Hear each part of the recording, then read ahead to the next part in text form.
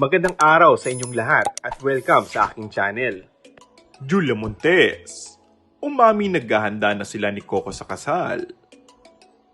Nagbigay ng reaksyon si Julia Montes tungkol sa naging pahayag ni Coco Martin kamakailan tungkol sa planong pagpapakasal nito anumang oras. Mahigit 12 taon nang magkarelasyon sina Coco at Julia, kaya posibleng mangyari ang pinapangarap na beach wedding bago matapos ang taong 2024. Yun naman talaga yung deal namin. Actually, yun naman talaga yung plan of course. And agree, na pag-usapan naman namin ni Coco.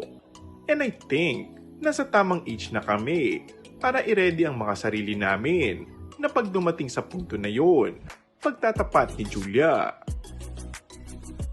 Bukod sa kabi-kabilang mga proyekto bilang artista, ay mayroon na rin kanya-kanyang negosyo ang magkasintahan.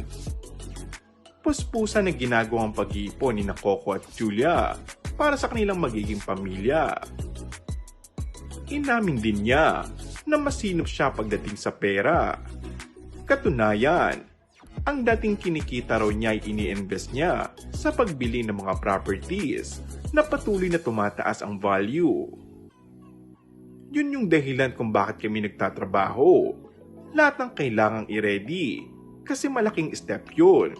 Pagdating doon, at least ready na kami and relax na lang.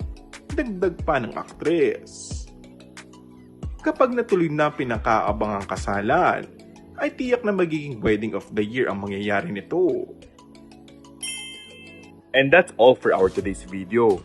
Kung bago ka lang sa aking channel ay mag-subscribe at pindutin na rin ang notification bell. Maraming salamat!